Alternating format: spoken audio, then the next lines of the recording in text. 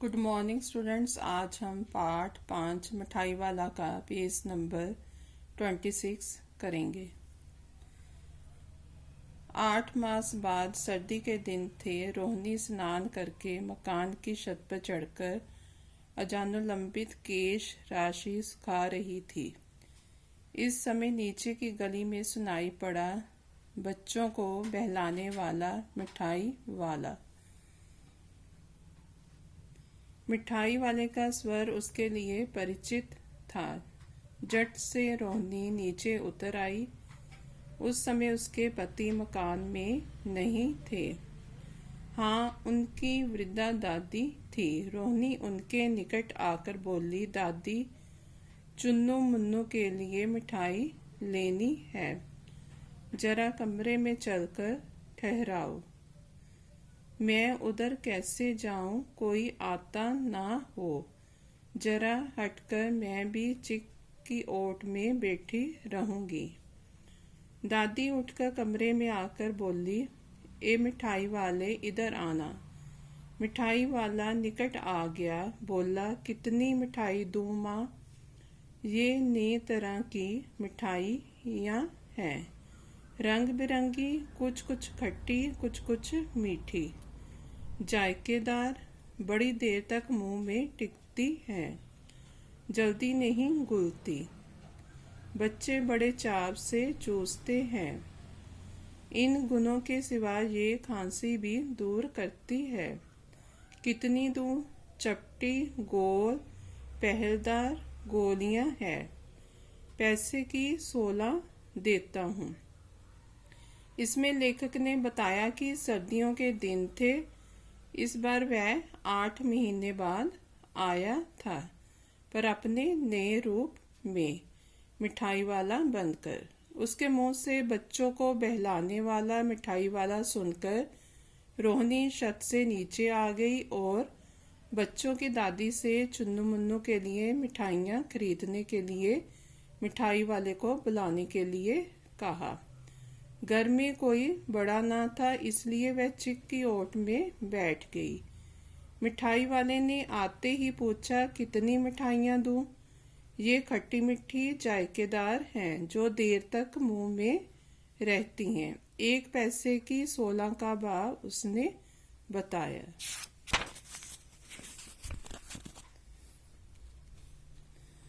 दादी बोली, 16 तो बहुत कम होती हैं, भला 25 तो देते। मिठाई वाला, नहीं दादी, अधिक नहीं दे सकता, इतना भी देता हूँ। ये अब मैं तुम्हें क्या, खैर मैं अधिक ना दे सकूंगा। रोहिणी दादी के पास ही थी। बोली, दादी फिर भी काफी सस्ता दे रहा है, 4 पैसे की ले लो, ये पैसे रहे। मिठाई वाला मिठाइयाँ गिनने लगा। तो 4 की दे दो। अच्छा, 25 नहीं सही 20 ही दे दो। और अरे हाँ, मैं बूढ़ी हुई, मोल भाव अब मुझे ज्यादा करना आता भी नहीं।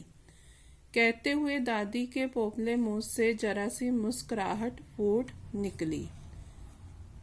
रोहिणी ने दादी से कहा, दादी, इससे पूछो, तुम इस शहर में और कभी भी आए थे या पहली बार आए हो? यहाँ के निवासी तो तुम हो नहीं। दादी ने इस कथन को दोहराने की चेष्टा की ही थी कि मिठाई वाले ने उत्तर दिया, पहली बार नहीं, और भी कई बार आ चुका हूँ। रोहिणी चिक की आड़ ही से बोली, पहले यही मिठाई बेचते हुए आए थे या और कोई चीज लेकर? मिठाई वाला हर्ष, संशय और विस्मयादि भावों में डूबकर बोला, इससे पहले मुरली लेकर आया था, और उससे भी पहले खिलौने लेकर। रोहिणी का अनुमान ठीक निकला। अब तो वह उससे और भी कुछ बातें पूछने के लिए अस्थिर हो उठी। वह बोली, इन व्यवसायों में भला तुम्हें क्या मिलता होगा?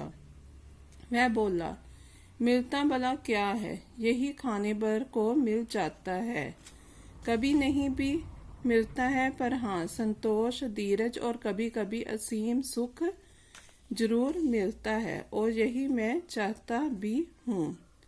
सो कैसे, वह भी बताओ। अब व्यर्थ उन बातों की क्यों चर्चा करूं, उन्हें आप जाने ही दें। उन बातों को सुनकर आपको दुख ही होगा। जब इतना बताया है तब और भी बता दो, मैं बहुत उत्सुक हूँ। तुम्हारा हर्जा ना होगा, मैं मिठाई में और भी ले लूंगी। इसमें लेखक ने बताया है कि दादी ने 1 पैसे की 25 ना देने पर 20 देने की बात कहकर उससे 4 पैसे की मिठाइयाँ देने को कहा। वह जब मिठाइयाँ देने लगा तो दादी ने पूछा, कभी इधर पहले भी आए हो? कहाँ रहते हो? उसने कहा, पहले भी आया हूँ। रोहिणी के पूछने पर उसने बताया कि पहले भी खिलौने तथा मुरली बेचने आ चुका है।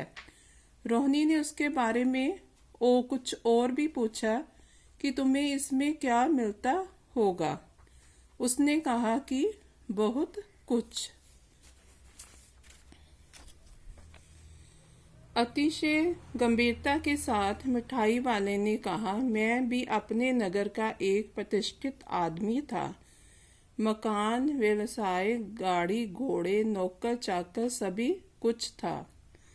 स्त्री थी, छोटे छोटे 2 बच्चे भी थे। मेरा वह सोने का संसार था। बाहर संपत्ति का वैभव था, भीतर संसारिक सुख था। स्त्री सुंदरी थी, मेरी प्राण थी। बच्चे ऐसे सुंदर थे जैसे सोने के सजीव खिलौने। उनकी अटखेलियों के मारे घर में कोलाहल मचा रहता था। समय की गति, विधाता की लीला। अब कोई नहीं है, दादी प्राण निकाले नहीं निकले, इसलिए अपने उन बच्चों की खोज में निकला हूँ। वे सब अंत में होंगे तो यही कहीं, आखिर कहीं ना जन्मे ही होंगे। उस तरह रहता, गुल गुल कर मरता। इस तरह सुख संतोष के साथ मरूंगा। इस तरह के जीवन में कभी कभी अपने उन बच्चों की एक झलक सी मिल जाती है।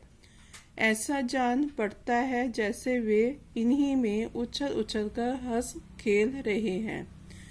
पैसों की कमी थोड़े ही है, आपकी दया से पैसे तो काफी हैं। जो नहीं है इस तरह उसी को पा जाता हूँ।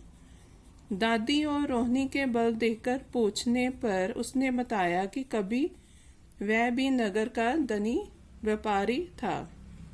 उसके 2 बच्चे और सुंदर सी पत्नी थी। पर समय का खेल, अब उसके पास कुछ भी नहीं है।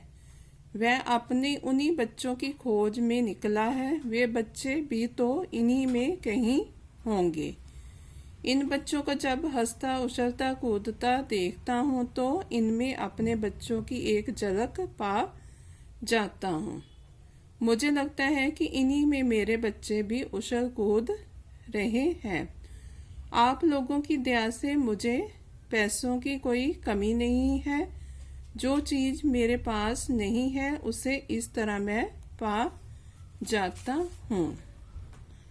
रोहिणी ने अब मिठाई वाले की ओर देखा। उसकी आंखें आंसुओं से तर हैं। इसी समय चुन्नू मुन्नू आगे रोहिणी से लिपटकर उसका आंचल पकड़कर बोले, अम्मा मिठाई मुझसे लो। यह कहकर तत्काल कागज की 2 पुड़ियां मिठाइयों से भरी मिठाई वाले ने चुन्नू मुन्नू को दे दी। रोहिणी ने भीतर से पैसे फेंक दिए।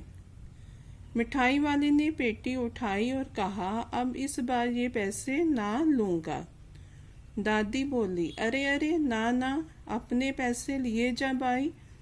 तब तक आगे फिर सुनाई पड़ा उसी प्रकार मादक मृदुल स्वर में बच्चों को बहलाने वाला मिठाई वाला। लेखक ने इसमें बताया है कि इसी समय चुन्नू मुन्नू बाहर से आकर मिठाइयाँ लेने की अपनी माँ से जिद करते हैं। मिठाई वाले ने मिठाइयों से बड़ी कागज की 2 पुड़ियां निकालकर चुन्नू मुन्नू को दे दी। रोहिणी ने चिक्की ओट से पैसे फेंककर उसे देना चाहा, पर वह बच्चों को बहलाने वाला मिठाई वाला गाता हुआ आगे बढ़ चुका था।